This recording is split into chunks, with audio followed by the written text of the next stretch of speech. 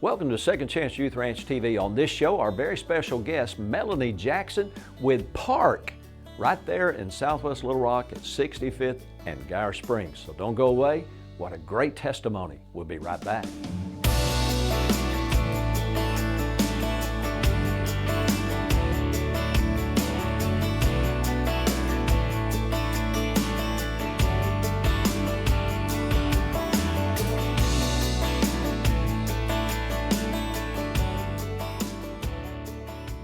Welcome to Second Chance Youth Ranch TV. I'm your host, Perry Black. On this show, we have a wonderful and special guest and someone that I'm looking forward to getting to know better, Melanie Jackson. Yes, now, thank you. I think, Melanie, there may be some people watching Victory Television Network right now that recognize you. You think that's possible? It's a possibility. I don't know how, but it's a possibility. But you and your husband, Keith Jackson, founded an organization how many years ago?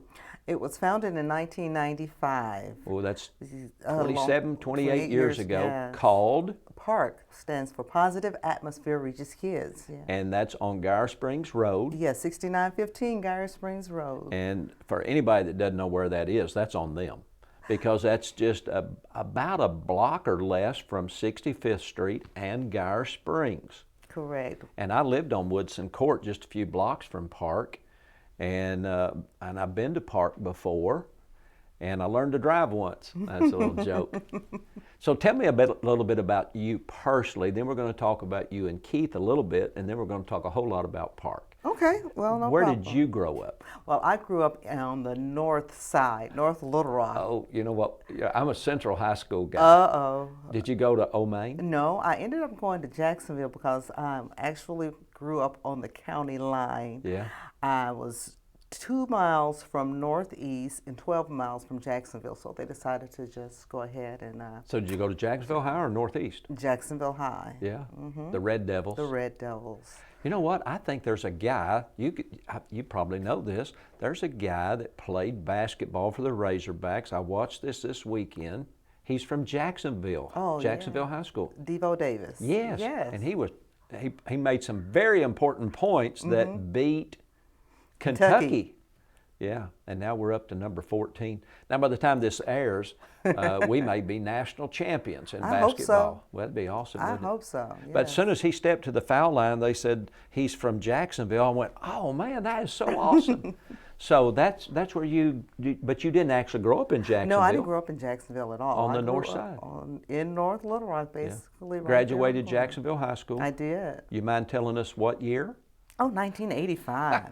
The best year ever. You're young. I graduated Central High School in 1970, so you're a youngster. So tell me a little bit about growing up. Where did you go to church growing up? I grew up in a family where I had several uncles who were pastors of churches. Okay. So I had that opportunity to be around spiritual leaders all of my life. The family I grew up, my dad's side is where I grew up. They're originally from North Little Rock. And they're a small group of people. It's only about 12, maybe 15 of us left now. But we grew up tight-knit, and we grew up in the church. And I grew up in King Solomon Baptist Church in North Little Rock. Now, back in the day when you went to church, what was the culture like? Wasn't church the center of the family back then? Oh, definitely. It was certainly the center of the family. The church was where everybody was. Yeah. And there were no strangers in the church. Everyone knew everyone. Now, I'm a little bit older than you, a whole lot older than you, but when you were growing up, was it all-day church like I've seen growing up? Well, you went to church, then you had the picnic, then you had the singing, then you stayed for church again. Well, we had church, we had Sunday school, we didn't have the picnic, we had Sunday school, we went to a regular church, then we would go home and eat, and then we would be back at 3, and then we'll be back for BTU, and then we had the 7 o'clock service. So yeah, we did a lot of churching. Well, now with P.A.R.K, y'all are really major involved in mentoring young people. Yes. So let me go all the way back to your childhood with all those uncles that were preachers. How impactful was that in you? Do you have siblings? Yes, I have a sister. How impactful was that, having uncles who, men of God, Did that impact your life as a young girl? It did. It absolutely did. I had one particular uncle who was always there. All of my uncles were there for me, but I had one who was always there for me. And I would just remember one day uh, after he preached, I went up to him and I told him, you know what? I want to join church. He said, you do? He said, why do you want to join church? I said, I just want to join church because I love God. I don't want to go to hell. That was that fear, you know, one of those things. When it fire and brimstone preaching sometimes. And I was like, I don't want to go to hell. He said, well, let me tell you what. When I preach again next week and I open the doors of the church, come on. Yeah. Come on. Well, so it really did impact my life. In that Baptist culture, we talked, back in the day, we talked about heaven and hell. Now we just talk about heaven and how sweet God is all the time. But I attended North Main Baptist Church for a very brief period of time when I was a little boy in Jonesboro. And all the folks in Jonesboro know where that is. And Brother Thompson, I think was his name, he would come out of the pulpit every Sunday closing the service. He'd get right down in the front row and he'd talking about hell and things you do to go to hell. And I was qualifying as a kid for several of those things. It's like smoke was rising. But I remember those salvation messages. Yeah. So having uncles, men of God, positive influence. So adults do play a big role in the lives of young people. Now, we have also seen, though, really in a lot of ways, the disintegration of what we call the traditional family. There's a lot of fatherless homes. So parks exist, not really to take the place of dad, but to fill the gap in the heart and the life of a daily activity of a young person, right? Yes. We've got about a minute. Tell me just a little bit, just a brief thing about P.A.R.K, and then we're going to come back and talk more. Okay. Well, we are that after-school program, the after-school ministry, where we try to reach the whole child. Yeah. We want to reach them physically, mentally, and spiritually. Yeah. And so we have that part where the kid comes in. We have mentors, men, women, who give them what they need that they're not necessarily getting at home, that instruction, that guidance, that support. Some of that accountability. Oh yeah, definitely accountability. Yeah, and that's, so we want to come back and talk about reaching the whole child. Yes. For some people that may be a little bit, what do you mean reach the whole child? But we find philosophically, feed them, they will come. But relationships are so important in ministry to young people. And that's right there in Southwest Little Rock, right off of University Avenue and 65th Street. And we want you to know more about P.A.R.K, and we want to introduce you to the opportunities not only about P.A.R.K, but how you can be involved in Second Chance Youth Ranch. So we'll take a brief break. Be right back. A mission field around you is filled with young hearts needing a forever family. And at Second Chance Youth Ranch, our team is committed to providing healthy, stable, loving homes and families to hurting children in the Arkansas foster care system and those up for adoption. Please contact us if you feel the tug at your heart to help foster or adopt, and find out the steps you could take to help fulfill a child's lifelong dream. Maybe you can't foster or adopt, but you could help. The need for thousands of children in the system is staggering. But with the help of faithful partners and business alliances, we are meeting those needs right now. Would you help us make a difference?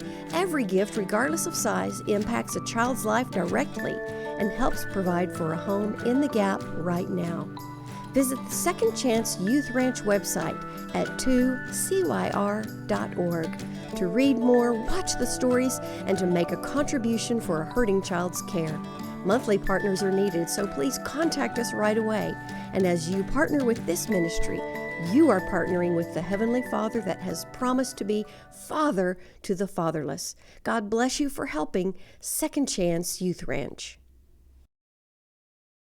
Hey, welcome back to Second Chance Youth Ranch TV.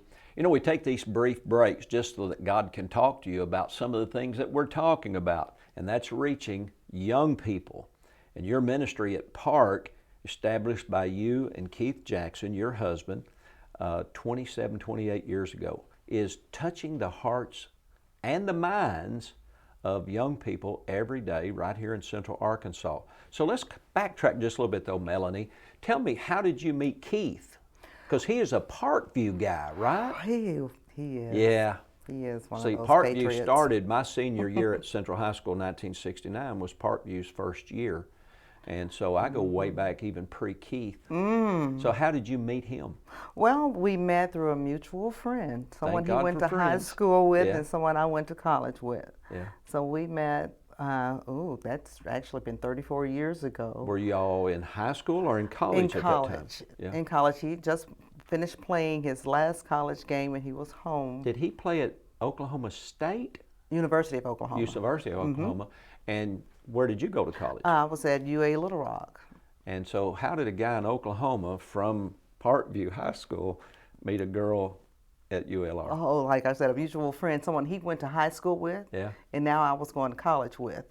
And so he just like, okay, I have somebody I want you to meet. That's Yeah. what he told Keith. Yeah. Yeah. And y'all got married when? 1994. 94. Yeah. 22, 28 years ago. 28 years Now wait a ago. minute, that's almost the age of Park. Yeah.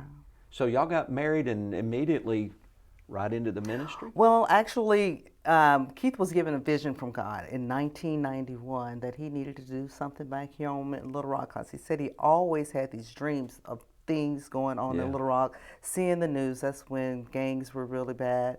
And he would go to sleep, and the Lord would wake him up and say, well, there's something you need to be doing about it. And he was like, not me, Lord. I'm in the NFL. I'm not Yeah. doing that. And he'd Yeah. go to sleep, wake back up. He said, yeah, you got to do it. Wow. And so that's when he decided to step out on faith and do that. And that was in 1991. And in 92, he actually started getting the ball rolling by going around getting people to support him. Yeah. Yeah, and we've opened our doors to our first group of kids in the 95-96 school year. Wow. So here he is in the NFL. Were y'all married? No, we weren't Not married. yet. No. So, and God gives him a vision to come home and to change lives, and that was the vision of Park. Yes. You know, without a vision, people perish. And some people say, if you don't have a vision, you perish. But the reality is, when we don't fulfill the vision God gives us, those that the vision is meant to reach perish. Absolutely. And how many years did Keith play in the NFL? He played 9 years. 9 years. And left the NFL in 90 what? 96. And after so- the 96 football So he was season. still Park. He started Park then before he left the He did. NFL. And it's still going all these years later. And as we said off camera, longevity in ministry is very rare. To be around and still doing what God gave him the vision to do is huge. All these years later, y'all be having your 30-year celebration just in a couple of years. Right. We want people to support Park. So who can support Park? We talked a little off camera. Second Chance Youth Ranch and Park, public benefit charity. We are faith-based. So tell us about Park and why somebody ought to support Park, for goodness sakes. Well, How many kids y'all reaching, and how do you reach kids? our maximum is 215. And right now we currently have about 145. We're in the middle of our recruitment process, and so hopefully we'll bring in another 65 to 75 students. So you going into recruit the them. summer. How do you do that? And We go into the schools. We're looking for that kid that is struggling, someone from like a 1.8 to a 2.8 GPA. They're struggling, but they have all of the ability to do it. Yeah. They just don't have the support or the guidance or the know-how Yeah. to do it. So that's the kid we're looking for. And we get that kid in the program. They have everything they need once they get to Park. We have the tutors, the mentors. They don't only get homework management, but they get support academically, they get it spiritually, they get support just whatever they need. If they're having issues at home, we're there well, to talk to them. are the mentors and the tutors, are they paid or they volunteer, or a little bit of both? They're paid and volunteer, Yeah. yes. So any retired teachers out there, Oh, any retired wanna teachers, help? please, please, you with could a use smile some on more. my face, please, we always need, Yeah. positive influences, Yeah. because it creates a change. Those kids need positive people in their lives Yeah. to impact them, because they go to school every day. They're around people who everything is negative. You Yeah. won't be, you can't be, you can't do. But when they come through those doors, it's a whole different thing. Well, tell me, we've got a couple of minutes in this segment. What role does faith play? Obviously, faith is the basis of P.A.R.K. It was God who spoke Right. to your husband about doing this while he's still in the NFL. And he's still doing it 28 years after the fact. What role does faith play in the program of ministry to kids, spirit, soul, and body? Oh, it plays a great role because we have a weekly Bible study for the kids. We have a weekly Bible study for our staff as well on Mondays. But on Fridays, Thursdays or Fridays, the kids have to attend Bible study. And that's where they learn about the goodness of God. Yeah. That's where they learn about the fact that there is a God. Yeah. And He's a loving God. And He's a God that knows what they're going through. Yeah. But He's the God that's going to help them get out of what they're going through if they only trust A Him. God of plan and a Yes. God of purpose. Yes. And in His eyes, He loves us all, and He's got this really awesome plan for us. Yes. And the enemy, and a lot of times even society, works so hard to tap that down and sometimes even hide it from us. So faith's a huge part. And when you talk, we got 1 minute. When you say kids, what age group do y'all reach? We reach kids 8th through 12th grade, so that's like 13 through 18. Yeah, boy, those That's are a some big years. gap. Huh? Those are the years. And my involvement with young people for over, since 1972, my involvement is as they get up to that very age, that's when parents let go. And frankly, that's when those young people need them connected, just loosely connected, not smothering. We're going to take a brief break and we'll be back here in a little bit, but I want you to understand these segments that we have in between the interviews are meant to introduce you to opportunities for you to be involved in mentoring, fostering, and adopting. So we're going to take a brief break. We'll be back with Melanie Jackson here in just a minute.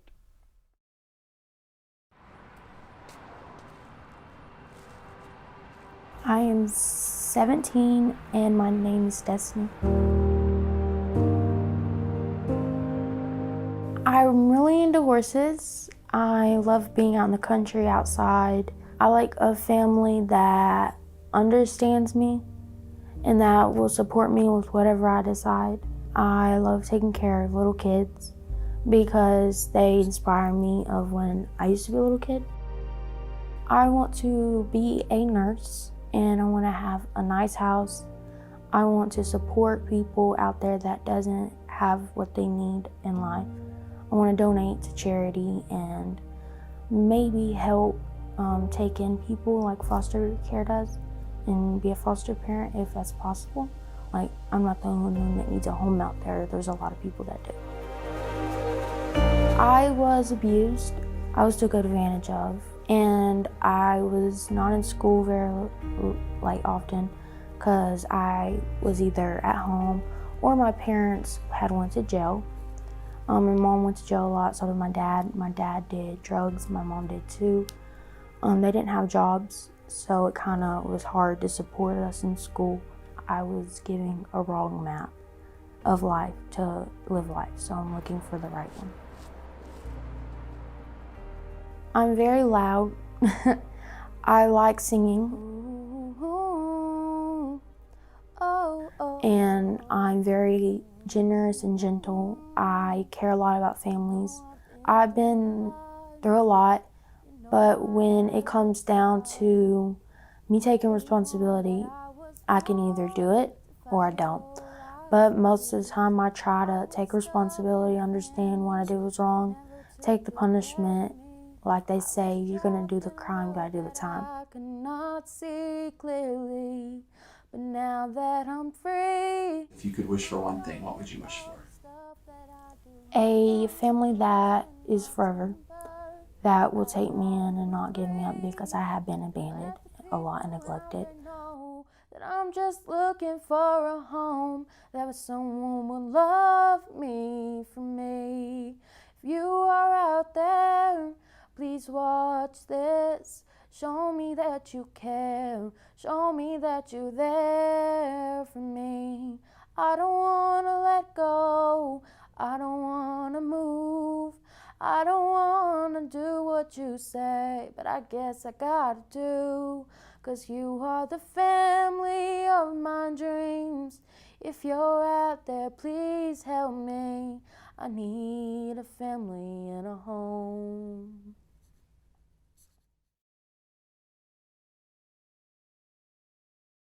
Hey, welcome back to Second Chance Youth Ranch TV. If you're just joining us, our special guest is Melanie Jackson. Some of you may know Melanie from Agape Church or from the community, P.A.R.K's ministry there in Southwest Little Rock on Geyer Springs Road. And she's married to Keith Jackson, or should I say he's married to you? That's better. Yeah, because you're really the hub of the wheel that makes the thing go round. You know, somebody said something about my husband as the head of the family, and the wife said, "Yeah, but I'm the neck." And so you're definitely that. So Melanie, tell us and tell our viewers, the ministry of P.A.R.K is 8th grade through 12th grade. Y'all literally go into the schools, recruit young people to come to be mentored. You focus on that student who has great potential, but like maybe me, they're running that 1.8, that 2 point something, and they just need someone to really engage them and help keep them focused. But it's not all about just sitting down and hitting the books. Oh, no. Y'all got all kinds of athletic stuff going out there at P.A.R.K's. Oh, no, absolutely. Education is key, first of all. You have to get your work done. They know when they come in the program, we circle up. We have this thing called circle up where we grab hands, we do the Lord's Prayer, we do the Pledge of Allegiance. Then we break into our groups so they can get their hour of study time. Once they complete that, then they have a free-for-all. We have a gym that has 3 basketball courts, Maybelline, well, it's not Maybelline anymore, but L'Oreal Women's Center where the girls can go in there, do their hair, do all kinds of things. We have a movie theater. We have an game room with all the latest games and all technology. free to the kids. All free. The entire program is free. They just have to sign up and commit. 5-year commitment. Would it be fair to say commit to being a scholar or commit to being the best you can be? Commit to being the best you can be with the hope that you become that scholar. Y'all have done this now almost 28 years. Tell me some of the success stories. I want our viewers to know what's the success, because there's a lot of people, even in the Christian community, that believe all hope is lost. Our kids are all going to hell. Oh, and that is not true, is it? It is not. It is not. We've had over 562 kids graduate from the program, and of that, we have over 40 with college degrees. Wow. We have plenty of stories to tell, but one of our stories, I have a young man named Marquise McFerguson. Marquise came in the program with a 1.7. Marquise didn't want to do anything. He called himself a little gangbanger, drug dealer. He just decided he wasn't doing anything. Well, once he got in the program and realized that there were people there who really cared for him, there were young men, young black men there doing things. They were in college. They were going to get their pharmacy degrees, doing all kind of things. And they told him, you know, this is not what you want to do. That's the life you don't want to live. So he changed his mind. He got a little better, and he finally, I think he said in the 9th grade, he decided, I can do better than this. I can do better than this. I'm going to get my grades up, which he did. He graduated with like a 3.5 from high school. Wow. But then he went on to college at Ouachita Baptist, got his degree there, went on to UALR or UA Little Rock and got his master's, and he said, I'm not finished. I'm not finished because of P.A.R.K. You all pushed me and encouraged me. Wow. I'm going to get my doctorate. And so now he's we call him Chicken, Marquise McFerguson, and he's a professor down in Florida at one of the universities, What a way to go. From 1.7 to Dr. McFerguson. Yeah, and Florida. And Florida, very nice, warm way place. to go. And so what kind of doctor is he? He's a doctor of educational studies. It's like a professor? He's a professor, yes. That is amazing. You're talking about He's completing the circle. That is phenomenal. Yes. So It is. you've got out of the hundreds, well, I guess over 28 years, the thousands of young people that you've impacted. You know, and I think a lot of times it's easy to get frustrated when you don't see the immediate success. But when you stay in ministry long enough, you get to actually stand back and say, you know what, I didn't make as big an impact as I wanted to in every life, but I think when we get to heaven, I really believe we're going to find out there's a whole lot more doctors and doctor stories that we didn't even realize. Absolutely. You know, I had a teacher at Little Rock Central High School, Martin Swint. He was my algebra teacher. He's the only teacher I ever went back to school to see, because I didn't even like school. But I really like Martin Swint, and I don't to this day know what it was about him that tapped into my heart and my brain and took me from a D algebra student to a straight A, 98 to 99 or 100 on every test in his class. There was a connection. And people don't care how much you know till they know how much you care. The format of P.A.R.K is we care enough to recruit you and I guess select you to participate, and then we care enough to invest. What's it cost each child to come to P.A.R.K? Nothing? Oh, nothing. Absolutely Except free. a little brain power, Dedication. effort. Yeah. We need you to be dedicated when you come in there. So where do you get your support? We got a minute left. We get our support from our foundations, corporations, individuals. We have never received government funding. Yeah. So any business Yes. owner, individual, Christian, we'll even throw out non-Christian. Non-Christian. We are accepting any funds Yeah. because it's going to impact the kids that we work with. They are in constant need of all the latest things. That's what we pull them in with, Yeah. the things that are new, to keep them up to date with what's going on with the schools. Yeah. Whatever supplies the schools have, we have. Yeah. So this is your opportunity. You know, this show is on the air, and Second Chance Youth Ranch and our partnership with Victory Television Network is to impact children in care. Now, many of the children at P.A.R.K are not foster children, but they're in the care of P.A.R.K, Absolutely. coming alongside moms and dads, and this is your opportunity to get involved and engaged. We can't solve the problems that our young people face without people like you who are willing to pray, willing to give financially, and willing to give of yourself. P.A.R.K, Second Chance Youth Ranch, we're always looking for mentors and role models, foster parents, tutors, Yes. and people like you who will take a time out of your life and just drop by and contact P.A.R.K. Drop by for a visit, contact us at the ranch, schedule a visit. We'd love to meet you. There's so many opportunities to get involved. And who knows, the life you change through the love of Jesus Christ might become just like the doctor in Florida. God bless you. We'll see you next time. Bye-bye.